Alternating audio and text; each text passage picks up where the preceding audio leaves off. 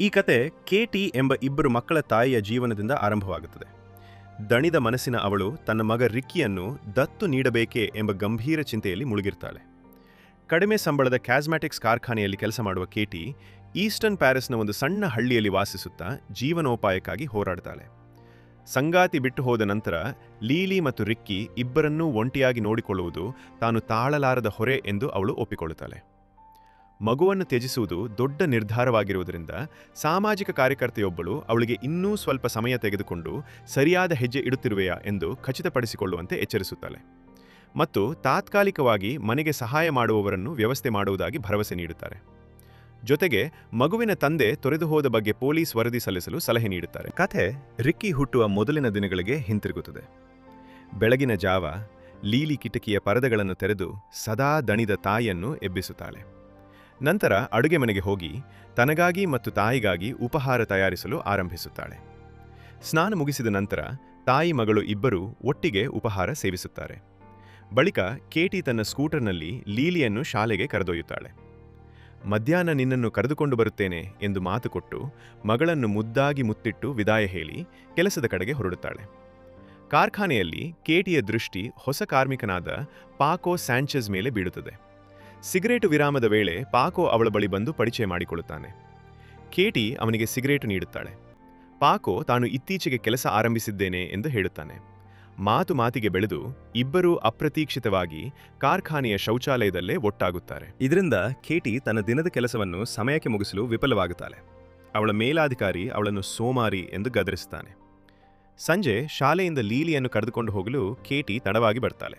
ಜೊತೆಗೆ ಲೀಲಿಯ ಹೆಲ್ಮೆಟ್ ತರಲು ಮರೆತು ಬಿಟ್ಟಿದ್ದರಿಂದ ತನ್ನ ಹೆಲ್ಮೆಟ್ನು ಮಗಳಿಗೆ ಹಾಕಿ ತಾನೇ ಹೆಲ್ಮೆಟ್ ಇಲ್ಲದೆ ಸ್ಕೂಟರ್ ಓಡಿಸುತ್ತಾಳೆ. ಮುಂದಿನ ದಿನ ಕಾರ್ಖಾನೆಯ ಹೊರಗೆ ಪಾಕೋ ಮತ್ತು ಕೇಟಿಯನ್ನು ಭೇಟಿ ಮಾಡ್ತಾನೆ. ಕೇಟಿ ನಾಚಿಕೆಯಿಂದ ಮೊದಲ ಭೇಟಿಯಲ್ಲೇ ಹೀಗೆ ಆಗುವುದು ನನ್ನ ಶೈಲಿಯಲ್ಲ ಎಂದು ಹೇಳುತ್ತಾಳೆ. ಪಾಕೋ ಸಹಾನುಭೂತಿಯಿಂದ ನಾನೂ ಕೂಡ ಮೊದಲ ಭೇಟಿಯಲ್ಲೇ ಹೀಗೆ ಮಾಡುವವನಲ್ಲ ಎಂದು ಪ್ರತಿಕ್ರಿಯಿಸ್ತಾನೆ.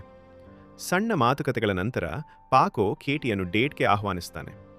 ಒಂಟಿತನದಿಂದ ಬಳಲುತ್ತಿದ್ದ ಕೇಟಿ ಈ ಅವಕಾಶಕ್ಕೆ ತುಂಬ ಸಂತೋಷಗೊಂಡು ಒಪ್ಪಿಕೊಳ್ಳುತ್ತಾಳೆ. ಆದರೆ ಲೀಲಿಗೆ ಇದು ಇಷ್ಟವಾಗುವುದಿಲ್ಲ.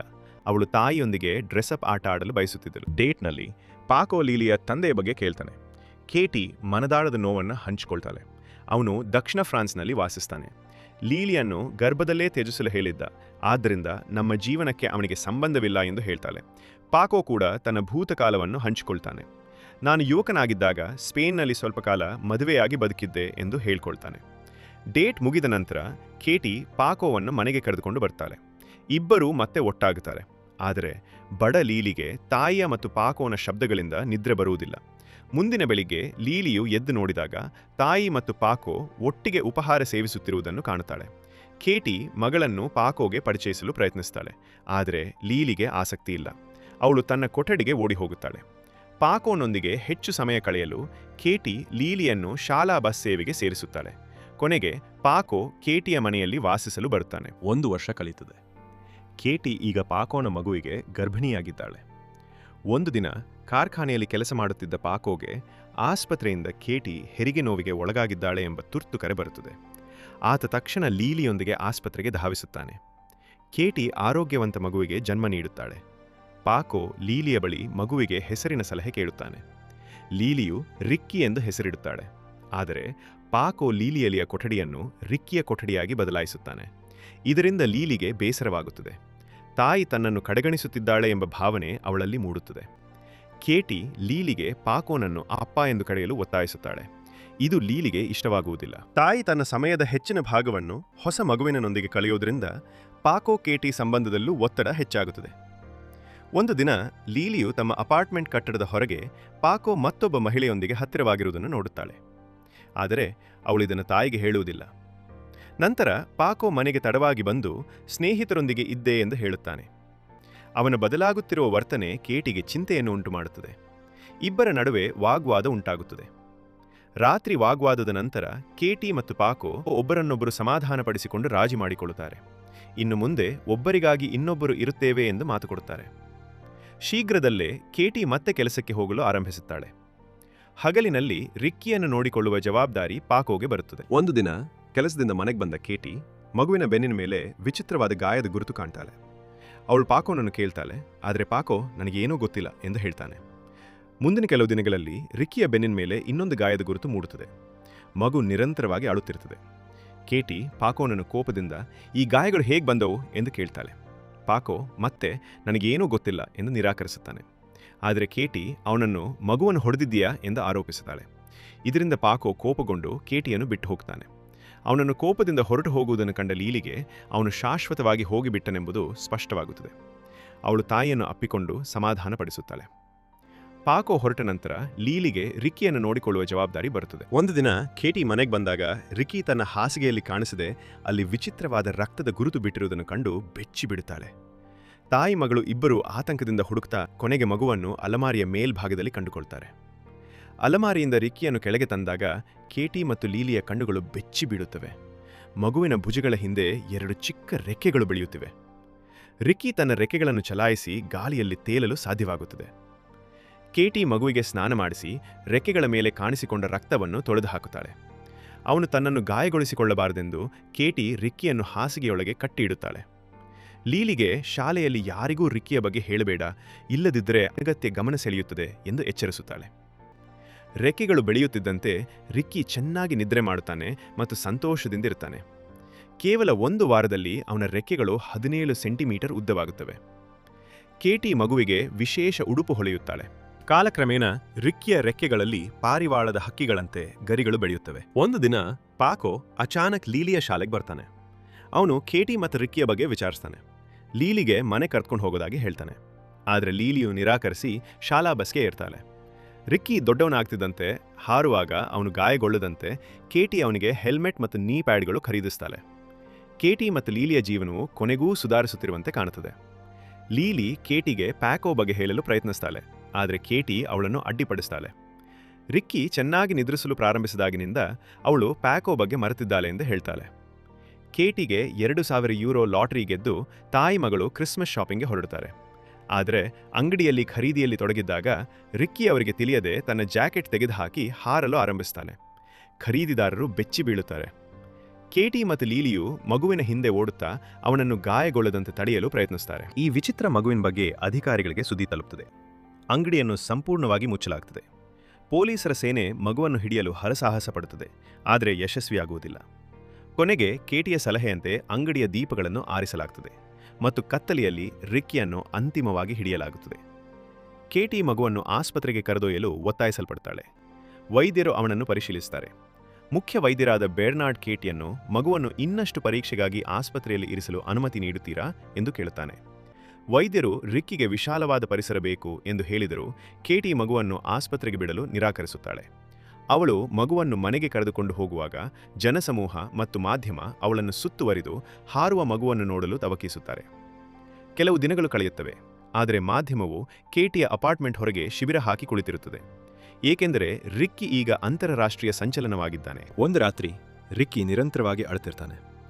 ಕೇಟಿ ಸ್ನಾನ ಮಾಡುತ್ತಿದ್ದಾಗ ಲೀಲಿಯು ಅವನನ್ನು ತನ್ನ ಕೊಠಡಿಯಲ್ಲಿ ಹಾರಲು ಬಿಡುತ್ತಾಳೆ. ಅಷ್ಟರಲ್ಲಿ ಬಾಗಿಲು ಗಂಟೆ ಮೊಳಗುತ್ತದೆ. ಬಾಗಿಲು ತೆರೆದಾಗ ಅಲ್ಲಿ ಪಾಕೋ ನಿಂತಿರ್ತಾನೆ. ಲೀಲಿ ತಾಯಿಯನ್ನು ಕರೆಯುತ್ತಾಳೆ. ಕೇಟಿ ಲೀಲಿಗೆ ನನ್ನನ್ನು ಪಾಕೋ ಜೊತೆ ಸ್ವಲ್ಪ ಸಮಯ ಒಂಟಿಯಾಗಿ ಬಿಡು ಎಂದು ಹೇಳ್ತಾಳೆ. ಕೇಟಿ ಮತ್ತು ಪಾಕೋ ಪರಸ್ಪರ ಕ್ಷಮೆ ಕೇಳಿ ತಮ್ಮ ಸಂಬಂಧವನ್ನು ಮತ್ತೆ ಪ್ರಾರಂಭಿಸುತ್ತಾರೆ. ಲೀಲಿಗೆ ಇದು ಬೇಸರವನ್ನುಂಟು ಮಾಡುತ್ತದೆ. ಅವಳು ತನ್ನ ಮಲ ಸಹೋದರ ರಿಕ್ಕಿಯ ಬಳಿ ಹೋಗಿ ಮನದಾಳದ ನೋವನ್ನು ಹಂಚಿಕೊಳ್ಳುತ್ತಾಳೆ. ಅಲಮಾರಿಯ ಮೇಲ್ಭಾಗದಲ್ಲಿ ಹಾರಾಡುತ್ತಿದ್ದ ರಿಕ್ಕಿಗೆ ಪಾಕೋ ಮತ್ತೆ ಬಂದಿರುವುದರಿಂದ ತಾಯಿ ತನ್ನ ಸಮಯವನ್ನು ಅವನೊಂದಿಗೆ ಮತ್ತು ನಿನ್ನೊಂದಿಗೆ ಕಳೆಯುತ್ತಾಳೆ. ನಾನು ಮತ್ತೆ ಒಂಟಿಯಾಗಿಬಿಟ್ಟೆ ಎಂದು ಲೀಲಿ ಹೇಳುತ್ತಾಳೆ.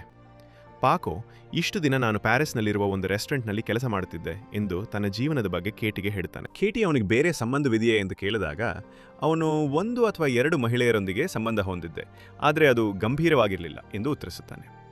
ನಂತರ ಪಾಕೋ ತನ್ನ ಮಗುವಾದ ರಿಕ್ಕಿಯನ್ನು ನೋಡಲು ಬರುತ್ತಾನೆ, ಆದರೆ ರಿಕ್ಕಿ ತನ್ನ ತಂದೆಯನ್ನು ಗುರುತಿಸುವುದಿಲ್ಲ. ಪಾಕೋ ಅವನನ್ನು ಹಿಡಿಯಲು ಪ್ರಯತ್ನಿಸಿದಾಗ ಮಗು ಹೆದರಿಕೊಂಡು ಹಾರಲು ಆರಂಭಿಸುತ್ತಾನೆ.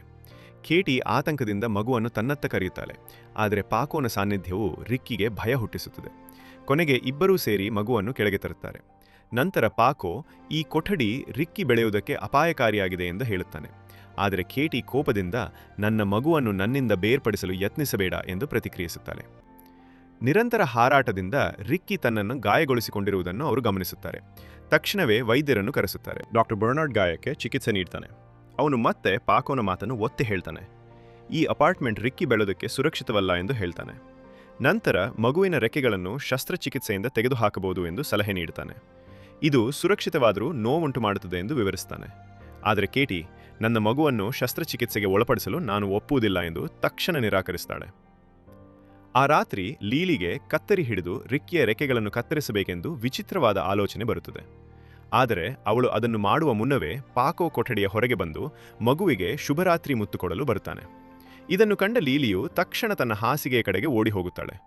ಮುಂದಿನ ದಿನ ಉಪಹಾರದ ವೇಳೆ ಪಾಕೋ ಮಾಧ್ಯಮಕ್ಕೆ ರಿಕ್ಕಿಯ ಬಗ್ಗೆ ಡಾಕ್ಯುಮೆಂಟರಿ ಮಾಡಲು ಅವಕಾಶ ಕೊಡೋಣ, ಅದರಿಂದ ಹಣ ಬರುತ್ತದೆ ಮತ್ತು ಮಗುವನ್ನು ನೋಡಿಕೊಳ್ಳಲು ಬೇಕಾದ ಸಂಪನ್ಮೂಲಗಳು ಸಿಗುತ್ತವೆ ಎಂದು ಸಲಹೆ ನೀಡುತ್ತಾನೆ. ಈ ಮಾತು ಕೇಟಿಗೆ ಕೋಪ ತರ್ತದೆ. ಅವಳು ಪಾಕೋನನ್ನು, ನೀನು ನಮ್ಮ ಜೀವನಕ್ಕೆ ಮರಳಿ ಬಂದದ್ದು ಮಗುವಿನ ಮೂಲಕ ಹಣ ಗಳಿಸಲು ಮಾತ್ರ ಎಂದು ಆರೋಪಿಸ್ತಾಳೆ. ಪಾಕೋ, ನಾನು ಕುಟುಂಬವನ್ನು ನೋಡಿಕೊಳ್ಳು ಬಂದಿದ್ದೇನೆ. ಹಿಂದಿನ ಬಾರಿ ನೀನು ನನ್ನನ್ನು ರಿಕ್ಕಿಯನ್ನು ಹೊಡೆದೆ ಎಂದು ತಪ್ಪಾಗಿ ಆರೋಪಿಸಿದೆ. ಈ ಬಾರಿ ನನ್ನ ಮೇಲೆ ನಂಬಿಕೆ ಇಡು ಎಂದು ಕೇಳ್ಕೊಳ್ತಾನೆ. ಬಹಳ ಮನವೊಲಿಸುವ ಮಾತುಗಳ ನಂತರ ಕೇಟಿ ಕೊನೆಗೂ ಒಪ್ತಾಳೆ. ರಿಕ್ಕಿಯನ್ನು ಚಿತ್ರೀಕರಿಸಲು ಅನುಮತಿ ನೀಡ್ತಾಳೆ. ಮುಂದಿನ ದಿನ ಪಾಕೋನ ವಿನಂತಿಯ ಮೇರೆಗೆ ಡಾಕ್ಟರ್ ಬರ್ನಾರ್ಡ್ ಮಾಧ್ಯಮವನ್ನು ಕೇಟಿಯ ಅಪಾರ್ಟ್ಮೆಂಟ್ ಹೊರಗೆ ಕರೆಯುತ್ತಾನೆ. ರಿಕ್ಕಿಯ ಮಾಧ್ಯಮ ಪ್ರವೇಶ ಆರಂಭವಾಗುತ್ತದೆ. ಕೇಟಿ ಮತ್ತು ಪಾಕೋ ಮದುವೆಯಾಗಿಲ್ಲದಿದ್ದರೂ ತಮ್ಮನ್ನು ಸಂತೋಷದ ವಿವಾಹಿತ ಕುಟುಂಬದಂತೆ ತೋರಿಸಿಕೊಳ್ತಾರೆ. ರಿಕ್ಕಿ ಹಾರಿ ಹೋಗದಂತೆ ಅವನಿಗೆ ಕಟ್ಟಿ ಹಾಕಲು ಹಗ್ಗವನ್ನು ಬಳಸ್ತಾರೆ. ರಿಕ್ಕಿಯ ಸಾಮರ್ಥ್ಯವನ್ನು ತೋರಿಸಲು ಕೇಟಿ ಹಗ್ಗ ಹಿಡಿದು ಅವನನ್ನು ಹಾರಲು ಬಿಡ್ತಾಳೆ. ಮಗು ಹಕ್ಕಿಯಂತೆ ಗಾಳಿಯಲ್ಲಿ ತೇಲಲು ಆರಂಭಿಸ್ತಾನೆ. ಜನರು ಬೆಚ್ಚಿ ಬೀಳ್ತಾರೆ. ಕೇಟಿಯು ತನ್ನ ಮಗುವನ್ನು ಇಷ್ಟು ಎತ್ತರದಲ್ಲಿ ಹಾರುತ್ತಿರುವುದನ್ನು ನೋಡಿ ಆನಂದದಿಂದ ಕಣ್ಣೀರಿಡ್ತಾಳೆ. ಆದರೆ ಆ ಕ್ಷಣದಲ್ಲಿ ಆಕಸ್ಮಿಕವಾಗಿ ಅವಳ ಕೈಯಿಂದ ಹಗ್ಗ ಜಾರುತ್ತದೆ. ರಿಕ್ಕಿ ಹಾರಿ ಹೋಗುತ್ತಾನೆ. ಕೇಟಿ ಮತ್ತು ಇತರು ಅವನ ಹಿಂದೆ ಓಡುತ್ತಾರೆ. ಮಗು ಸರೋವರವನ್ನು ದಾಟಿ ಕಾಡಿನೊಳಗೆ ಹಾರಿ ಹೋಗುತ್ತಾನೆ. ಮಾಧ್ಯಮವು ಕೆಲಕಾಲ ಕಾಯುತ್ತಾರೆ. ಕೊನೆಗೆ ಆಸಕ್ತಿ ಕಳೆದುಕೊಂಡು ಹೊರಟು ಹೋಗುತ್ತದೆ. ಆದರೆ ಕೇಟಿ ತನ್ನ ಸ್ಥಳವನ್ನು ಬಿಟ್ಟು ಹೋಗುವುದಿಲ್ಲ. ಅಲ್ಲಿ ಪಾಕೋನೊಂದಿಗೆ ಸೇರಿಕೊಂಡ ಡಾಕ್ಟರ್ ಬರ್ನಾರ್ಡ್ ಮಗುವನ್ನು ಬೇಟೆಗಾರರು ಗುಂಡು ಹೊಡೆದಿರಬಹುದು ಅಥವಾ ಅವನು ಎಲ್ಲೋ ಹಸಿವಿನಿಂದ ನರಳುತ್ತಿರಬಹುದು ಎಂದು ಹೇಳುತ್ತಾನೆ. ಇದರಿಂದ ಅಸಮಾಧಾನಗೊಂಡ ಪಾಕೋ ತನ್ನನ್ನು ತಾನೇ ದೂಷಿಸಿಕೊಳ್ಳುತ್ತಾಳೆ ಮತ್ತು ಕೇಟಿ ತನ್ನನ್ನು ಇದಕ್ಕಾಗಿ ಎಂದಿಗೂ ಕ್ಷಮಿಸುವುದಿಲ್ಲ ಎಂದು ದುಃಖಿಸುತ್ತಾನೆ. ಮುಂದಿನ ಕೆಲವು ದಿನಗಳಲ್ಲಿ ಕೇಟಿ ಮತ್ತು ಇತರರು ಮಾರುಕಟ್ಟೆಯಲ್ಲಿ ರಿಕ್ಕಿಯ ಮಿಸ್ಸಿಂಗ್ ಪೋಸ್ಟರ್ಗಳನ್ನು ಹಂಚುತ್ತಾರೆ. ಆದರೆ ಫಲಿತಾಂಶವಿಲ್ಲ. ವಾರಗಳು ಕಳೆಯುತ್ತವೆ. ಇತರರು ತಮ್ಮ ಜೀವನವನ್ನು ಮುಂದುವರಿಸ್ತಾರೆ. ಆದರೆ ಕೇಟಿ ತನ್ನ ಮಗುವಿಗಾಗಿ ಇನ್ನೂ ಹಂಬಲಿಸ್ತಾಳೆ. ಒಂದು ದಿನ ಅವಳು ಮತ್ತೆ ಸರೋವರದ ಕಡೆಗೆ ಹೊರಡ್ತಾಳೆ. ನಿರಾಶೆಯಿಂದ ಬಳಲುತ್ತಿದ್ದ ಕೇಟಿ ತನ್ನ ಜೀವನವನ್ನು ಕೊನೆಗೊಳಿಸಲು ಸರೋವರದೊಳಗೆ ಇಳಿಯಲು ಮುಂದಾಗುತ್ತಾಳೆ. ಆದರೆ ಆ ಕ್ಷಣದಲ್ಲಿ ಅವಳಿಗೆ ಪರಿಚಿತವಾದ ರಿಕ್ಕಿಯ ರೆಕ್ಕೆಗಳ ಬಡಿತದ ಶಬ್ದ ಮತ್ತು ಅವನ ಧ್ವನಿ ಕೇಳಿಸುತ್ತದೆ. ಅವನು ಮರಳಿ ಬಂದಿದ್ದಾನೆ. ಸಂತೋಷದಿಂದ ಕೇಟಿ ತನ್ನ ಮಗುವಿನ ಕಡೆಗೆ ಓಡುತ್ತಾಳೆ. ಈಗ ರಿಕ್ಕಿ ಬಹಳ ಬೆಳೆದಿದ್ದಾನೆ. ಅವನ ಮುಖದಲ್ಲಿ ಸಂತೋಷದ ಕಿರಣ ಹೊಳೆಯುತ್ತಿತ್ತು. ಕೇಟಿ ಕಣ್ಣೀರಿನಿಂದ ಅವನಿಗೆ ಕ್ಷಮೆ ಕೇಳ್ತಾಳೆ. ನೀನು ಗಾಳಿಯಲ್ಲಿ ತುಂಬ ಸಂತೋಷವಾಗಿ ಕಾಣ್ತಿದ್ದರಿಂದ ನಿನ್ನನ್ನು ಸ್ವತಂತ್ರವಾಗಿ ಬದುಕಲು ಬಿಟ್ಬಿಟ್ಟೆ ಎಂದು ಹೇಳ್ತಾಳೆ. ರಿಕ್ಕಿ ಮತ್ತೆ ಗಾಳಿಯಲ್ಲಿ ಹಾರ್ತಾನೆ. ರಿಕ್ಕಿಯ ನಿಜವಾದ ಸಂತೋಷ ಗಾಳಿಯಲ್ಲಿದೆ ಎಂದು ಕೇಟಿ ಅರಿತುಕೊಳ್ಳುತ್ತಾಳೆ. ನಂತರ ಅವಳು ಮನೆಗೆ ಮರಳಿ ಬಹಳ ದಿನಗಳ ನಂತರ ತನ್ನ ಕುಟುಂಬವನ್ನು ಪ್ರೀತಿಯಿಂದ ಅಪ್ಪಿಕೊಳ್ಳುತ್ತಾಳೆ. ಅಲ್ಲಿಗೆ ಈ ಕತೆ ಮುಗಿಯುತ್ತದೆ. ಕೊನೆಯದಾಗಿ ವಿಡಿಯೋ ನೋಡೋದಕ್ಕೆ ತುಂಬ ಧನ್ಯವಾದಗಳು.